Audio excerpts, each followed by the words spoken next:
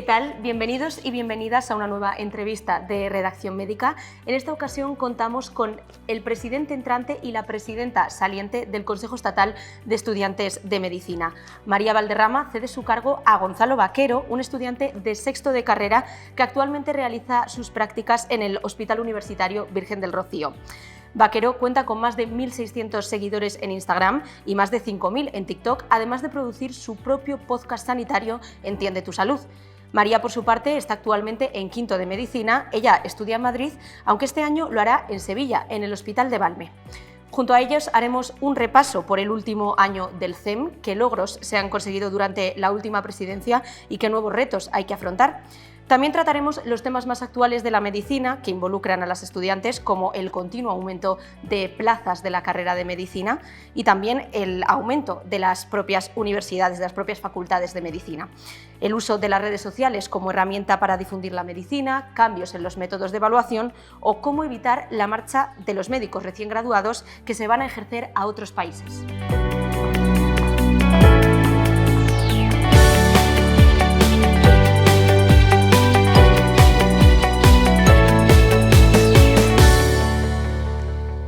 Gonzalo, María, bienvenidos a ambos. Muchas gracias por estar aquí. Muchas gracias por la invitación. Muchas gracias a vosotros. Empezamos contigo, Gonzalo, si te parece. Lo primero de todo, felicidades por esa recién estrenada presidencia. Sin embargo, no eres una cara nueva para el CEM. Previamente has sido coordinador de salud pública del Consejo. Pero bueno, ¿cómo recibes este nuevo cargo? ¿Qué prioridades te has marcado para cumplir durante la presidencia? Como dices, yo antes era el coordinador de salud pública dentro del área formativa del CEM.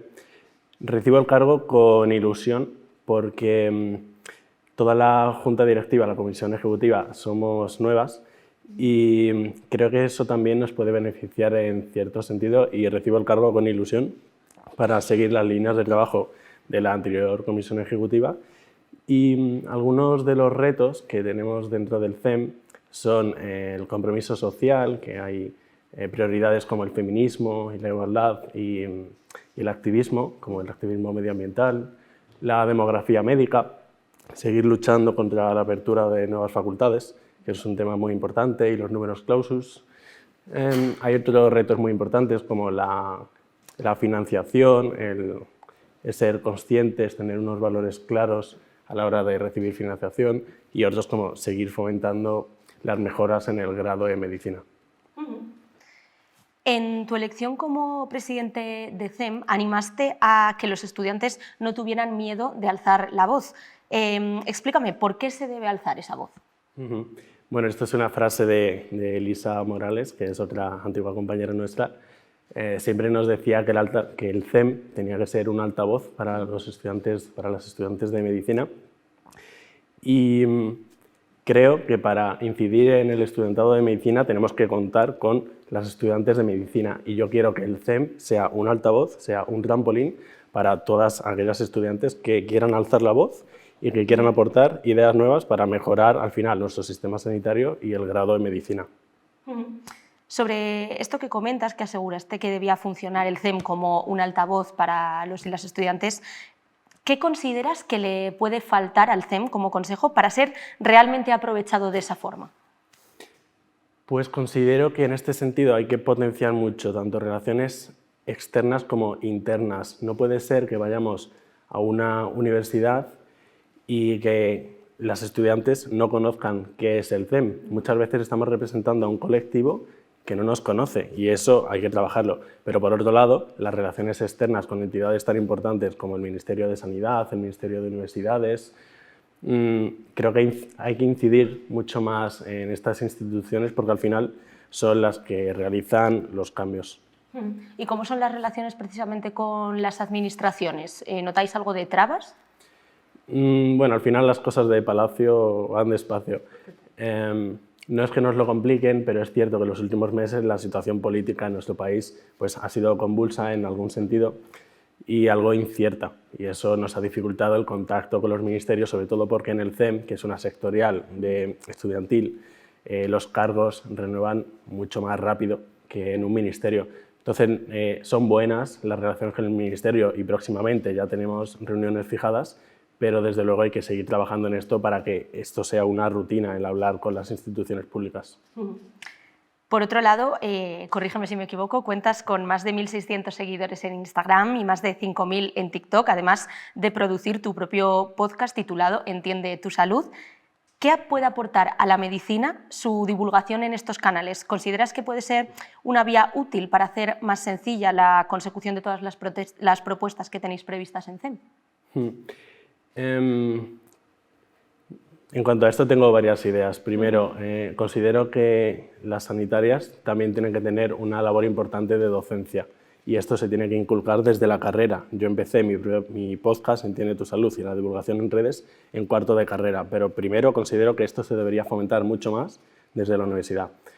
Por otro lado, el ser activista se puede hacer desde muchos ámbitos diferentes. Yo decidí enfocarme en ser activista por medio de un podcast que ya se escucha en más de 90 países y de redes sociales, que en TikTok hay más de 2 o 3 millones de visualizaciones. Y también entiendo que como presidente del CEM tengo que dar este ejemplo y tengo que dar ejemplo de...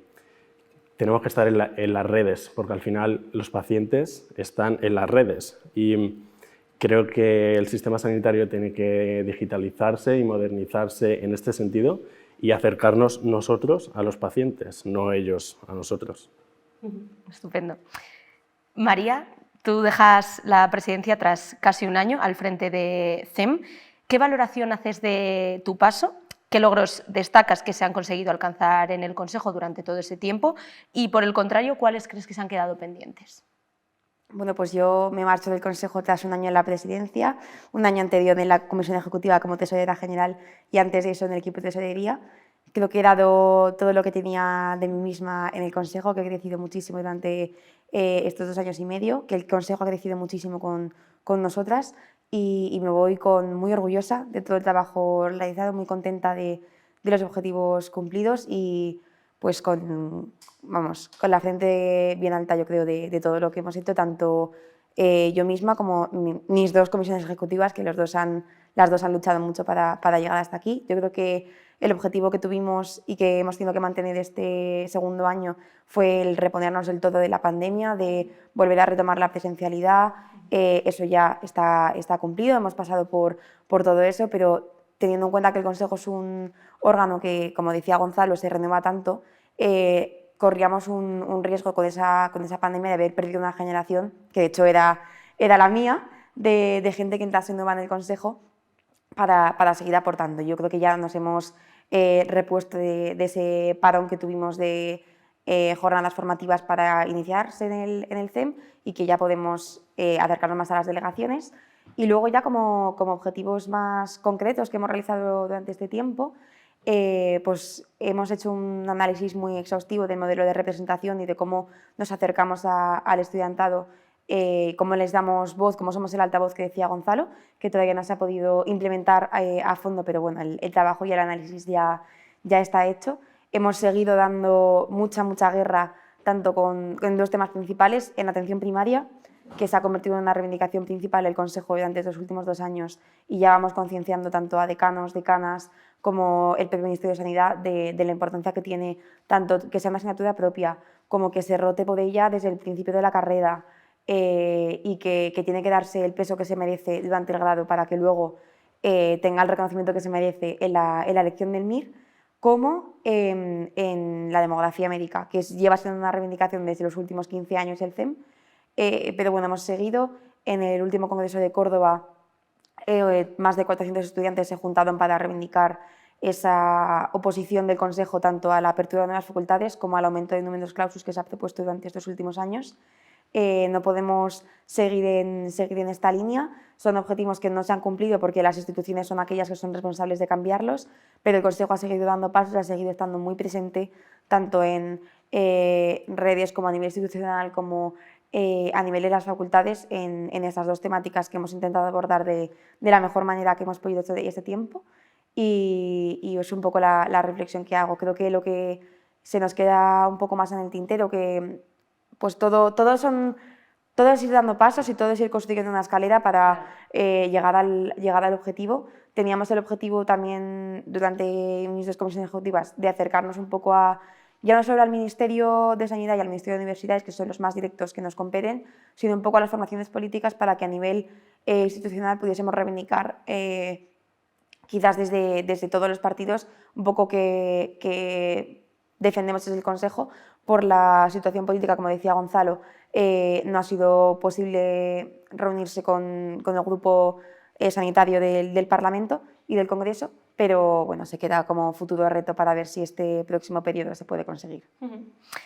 ¿Qué motivos han llevado al CEM a no poder cumplir todas esas líneas propuestas? Y también, claro, ¿qué consejos como expresidenta le puedes dar ahora a Gonzalo?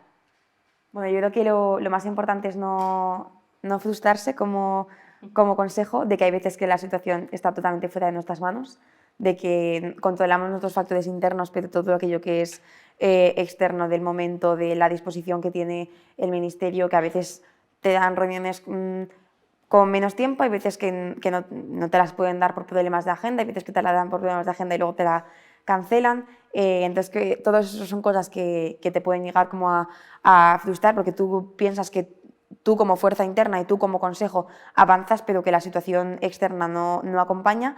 Y es un poco el consejo que puedo dar como presidencia, que cuando estuve aquí hace un año con Luciana y yo hablábamos de cómo nuestro año anterior de la Junta había sido un poco al año puente, de revivir ese consejo, de pasar de la pandemia y de que ahora tocaba un poco volar, y uno se acaba dando cuenta con el tiempo que siempre hay algún problema, interno, externo. En este caso, pues nos ha podido caer la página web y hemos podido tener un problema importante en nuestra gestión interna, que te ocupa mucho espacio, mucho tiempo y mucho esfuerzo a nivel interno, y que un poco te limita ese poder externo, y hay veces que es al revés. Entonces yo creo que hay que simplemente ir compaginando, como decía Gonzalo, que nuestra labor principal es la representación de las estudiantes y de las facultades, que no podemos perder ese contacto directo, y que depende del momento pues hay que ir un poco navegando no quitarle prioridad ni a uno ni a otro, porque tanto la parte interna como la parte externa del Consejo son importantes, pero saber un poco en qué focalizar el esfuerzo en cada momento. Totalmente. La lucha para evitar el aumento de facultades de medicina, como comentáis, es una de las líneas prioritarias de CEM. ¿Qué destino queda si las administraciones no dejan de incrementarlas? ¿Tenéis planteada alguna reunión o algún paso próximo con los organismos para poder tomar cartas en el asunto y que se os escuche tanto a vosotras como a los decanos? Pues yo creo que al final los cambios políticos, su incentivo es la opinión popular. Creo que a lo mejor tenemos que incidir un poco más en la población general sobre los perjuicios que puede llevar el aumentar de un 10 a un 15% de los estudiantes de medicina, porque a priori esto puede parecer una medida efectiva y popular, el aumentar los estudiantes de medicina, pero está clarísimo que esto no es así. De hecho, pues ya sabemos que somos, bueno, antes era el segundo país del mundo, ahora es el primer país del mundo con más estudiantes de medicina. Más facultades de medicina. Sí, con más facultades de medicina. Por 100.000 habitantes. Hasta hace muy poco éramos el segundo, ya tenemos el récord. Y además la media de médicos actuales es superior que el resto de los países avanzados. Pero claro, a priori parece una medida popular el aumentar el número de ingresados en las facultades de medicina. Y creo que tenemos que pasar un poco por incidir en la población sobre los perjuicios que esto puede tener. Sí, yo creo que tanto en la población como en el propio colectivo sanitario, que al final estamos en consulta y vemos como las compañeras pues siempre dicen es que estamos saturados, hay falta de recursos, hay falta de... Pues por eso las listas de espera son tan largas. Creo que es un tema mucho más complejo que simplemente, como decía Gonzalo, el número de especialistas. Como siempre, reincidir en que es una diferencia muy grande entre que falten médicos y que falten especialistas, porque no es lo mismo a nivel administrativo. Seguir reivindicando desde el CEM nuestra posición a la contratación a ningún tipo de personal que, como dice la ley, tenga la especialidad para ejercer una función concreta dentro del Sistema Nacional de Salud, y eso lo vamos notando como estudiantes, de que al final pues salimos de la carrera y antes de hacer el MIR ya nos están ofreciendo contratos, que esto pues reivindicamos que no se debe, no se puede hacer, así lo establece la ley, que es una cosa que opinamos que sucede porque lo vivimos en las facultades y más que nada pues porque va a ser un perjuicio a nivel de todos los niveles. Ya venimos de la mano de la Conferencia Nacional de Decanos y Decanas de Medicina reivindicando que no hay facultativos docentes suficientes como para formar a tantas estudiantes, que no tenemos hospitales universitarios con suficiente capacidad para tantas estudiantes y esto solo parece que estamos incrementando el problema que hay. No podemos pensar que la solución es formar a nuevas médicas si no las estamos formando bien y si no las podemos formar con la suficiente calidad con la que estábamos haciendo. Que al final España ha sido todo un orgullo en formación del grado de medicina durante muchísimo tiempo como para ahora dar pasos hacia atrás. La legislación también dice que puede haber hasta un máximo de 5 personas aprendiendo, tanto estudiantes como residentes en formación con un paciente, hasta un máximo de 3 y 3 por colectivo. O sea que si sois 3 estudiantes ya solo puede haber 2 residentes. Y desde el CEM hemos estado trabajando porque reivindicamos que esto no pasa así y que esto ya es un problema, de que esta ley ya no se puede cumplir porque la sobrecarga de los hospitales universitarios es tan grande que para formarnos según nuestros currículums docentes no cabemos y es una situación que vivimos y pasa mucho más a menudo de lo que pensamos. Y es un problema que se va acentuando cuando hay nuevas facultades, cuando hay más alumnos por facultad, más estudiantes por facultad, perdón, que eso es la reivindicación principal del Consejo y pues eso, que tenemos que ponernos, que ya las instituciones que estamos mano a mano con el problema, que somos tanto la Conferencia de Decanos y Decanas como nosotros, como la Organización Médica Colegial, como los sindicatos, agrupados todos en el Fondo de Atención Médica, estamos de acuerdo con cuál es el problema y cuál es la solución a este problema, que es que esto no puede pasar. Pues no puede ser que todas estas entidades al respecto estemos remando en la dirección y luego desde la Administración se reme en la contraria. Totalmente. Sobre el camino para humanizar la carrera de medicina y, en consecuencia, también la profesión, lo hemos tratado en algunas ocasiones. ¿Qué es lo que queda por conseguir, que veis desde CEM? Que se implementen las aulas. Creo que es algo fundamental tanto en las aulas como en la residencia. Desde luego, no diría que la frase es totalmente cierta, la de que la medicina es la más humanista de las ciencias y la más científica de las artes, pero sí diría que tiene parte de razón en cuanto a que es fundamental tener una parte humanista para ser un buen sanitario, una buena médica. Y creo que esto se tiene que potenciar primero desde el grado y después durante la formación continuada, porque es otra de las reivindicaciones constantes del CEM, que la formación es continuada durante la residencia, incluso durante el desarrollo profesional posterior. El incidir en la empatía, en la compasión, en el altruismo, en definitiva, el ser humanos, porque al final lo que los pacientes reciben es un trato humano y la satisfacción del paciente está más relacionada con el trato humano que con la calidad técnica.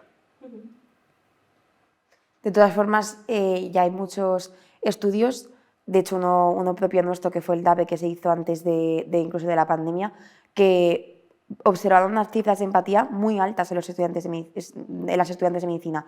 Somos un colectivo que en general puntuamos muy alto en esta característica y lo importante es no perderla, el no desesperanzarte. O sea, al final el burnout de las profesionales y las condiciones laborales son factores que acaban un poco yendo mucho contra la empatía y con la fuerza que tiene una estudiante, una profesional para ejercer la medicina. Entonces, sabiendo que ya somos un colectivo muy empático, trabajemos para que las condiciones no hagan que lo perdamos. Gonzalo, tú mismo mencionaste en tus redes sociales en una ocasión sobre cuánto aprenderían los estudiantes de medicina si también rotasen con las estudiantes de enfermería. ¿Consideráis que es necesaria una mayor unión entre ambas profesiones a lo largo de la carrera, especialmente en las prácticas? ¿Qué puede aportar la enfermería a la práctica de la medicina?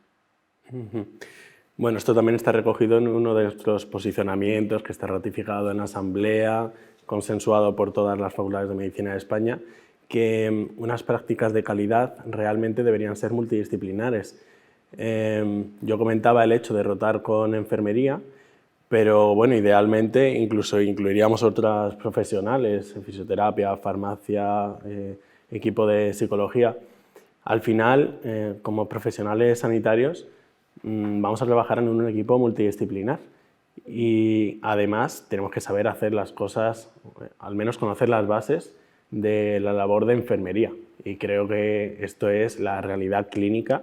Y es verdad que se hace en algunos centros, lo de rotar con enfermería sí se hace, pero desde luego no es algo totalmente extendido. Perfecto.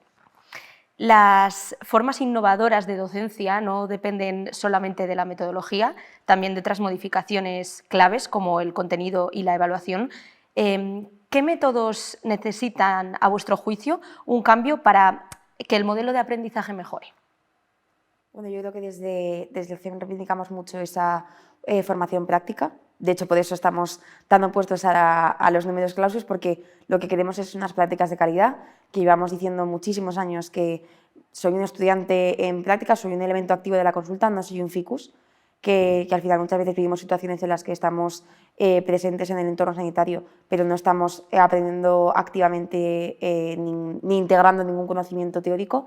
Tenemos un grado que tiene esa peculiaridad que tienen las ciencias sanitarias, que no tiene ningún otro grado, de que debemos y tenemos que formarnos en el propio sistema y aprender, y es muy importante para integrar los conocimientos teóricos que aprendes en el aula, y es la forma más integradora de que se te queden, de que los mantengas a lo largo de los años, y al final yo creo que como estudiantes sabemos perfectamente que no sabemos mejor o peor, y normalmente está muy relacionado con en qué prácticas aprendí más, quién me lo explicó mejor, cuántos pacientes vi que tuviesen esta patología. Y entonces, pues eso, desde el CEM abogamos por esa importancia de la integración de conocimientos teóricos.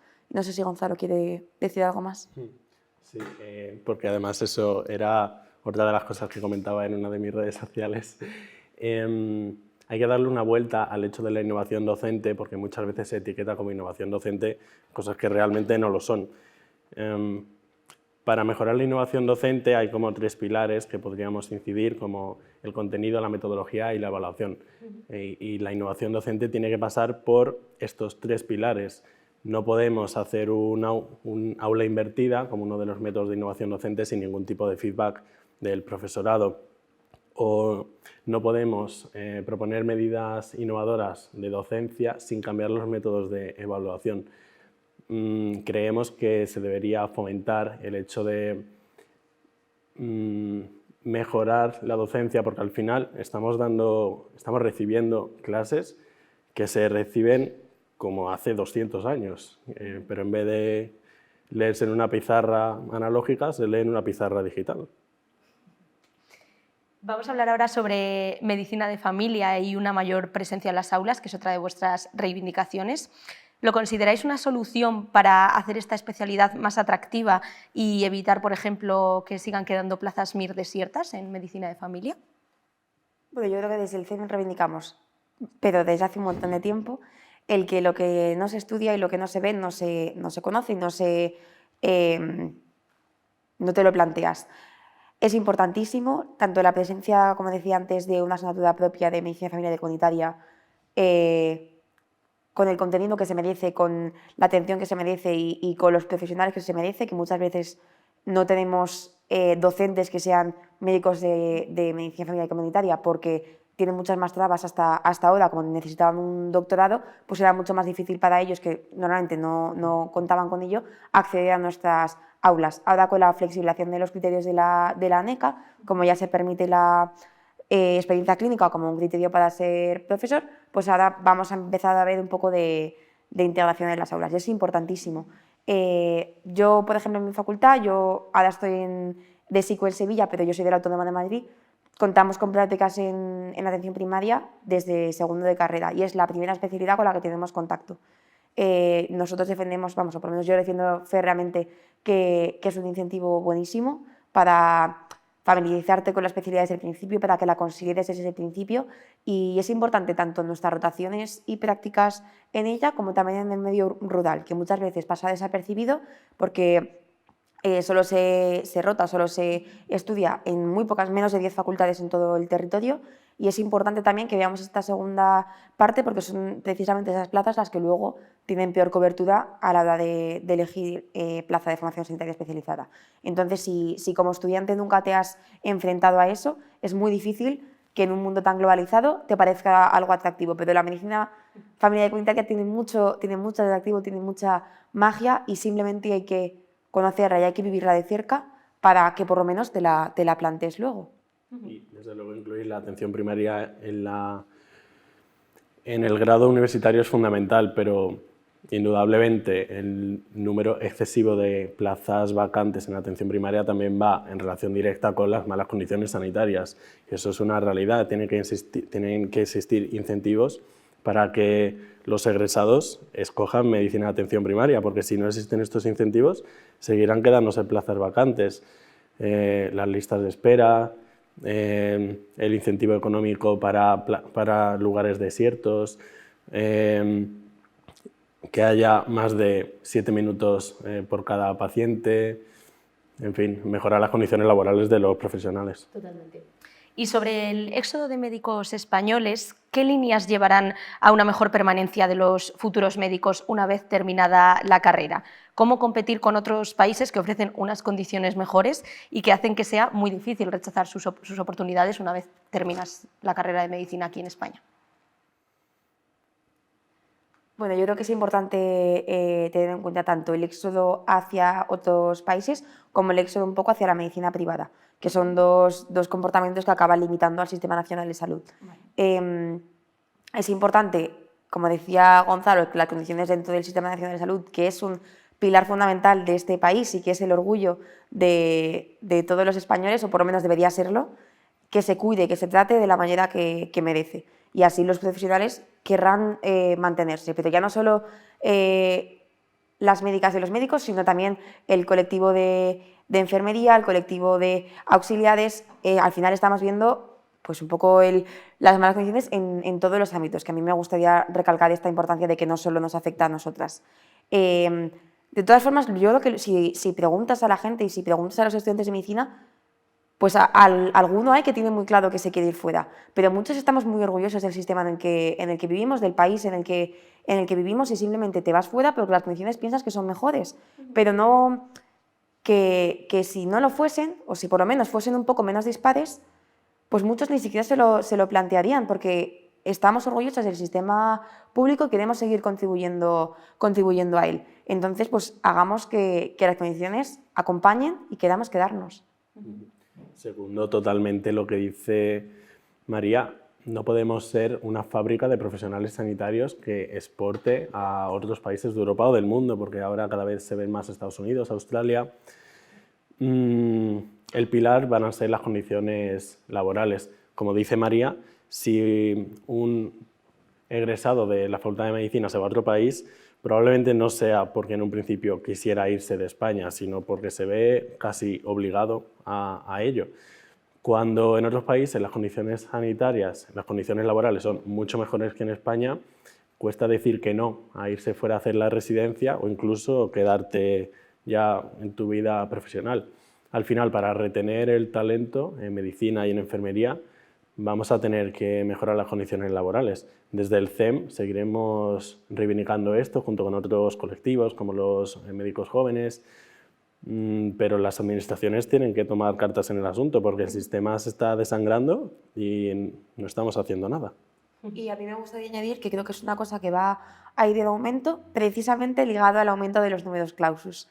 Ya decía el Sindicato de Médicos de Granada que va a empezar a haber un superávit de especialidades médicas, que ya esta mala planificación va a acabar afectándonos, vamos a sobrar tanto estudiantes como propios especialistas que ya se hayan formado en la formación sanitaria especializada y no encuentren trabajo dentro del sistema sanitario. No puede ser que estemos planificando mal los recursos porque luego tendemos a, ya no estudiantes de medicina, ya no egresados que sean médicos pero no tengan la especialidad, sino ya especialistas que se vean obligados a salir del país porque no encuentran trabajo en la pública dentro del territorio. Entonces, al final, esto es un problema que vamos a ver que ya va a empezar a pasar, pero si lo unimos a la demografía médica, el problema va a ir a peor, como no rectifiquemos. Y son dos cosas que parece que no, pero van muy, muy de la mano.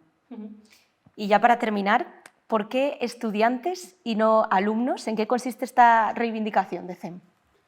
Estudiantado es un término activo, mientras que alumno es un término pasivo. Alumno es, o alumna es aquel o aquella que recibe información de forma pasiva y estudiantado es aquel individuo que toma un papel activo en su propio aprendizaje. Y realmente esta es la base del aprendizaje. Tú para aprender tienes que tomar un papel activo en ello e implicarte. Y por eso desde el CEM reivindicamos el término de estudiantado, que el lenguaje no es una nimiedad, el lenguaje nos moldea. Eso es. Pues Gonzalo Vaquero, María Valderrama, muchísimas gracias por haber estado con nosotros. A vosotras. Un placer.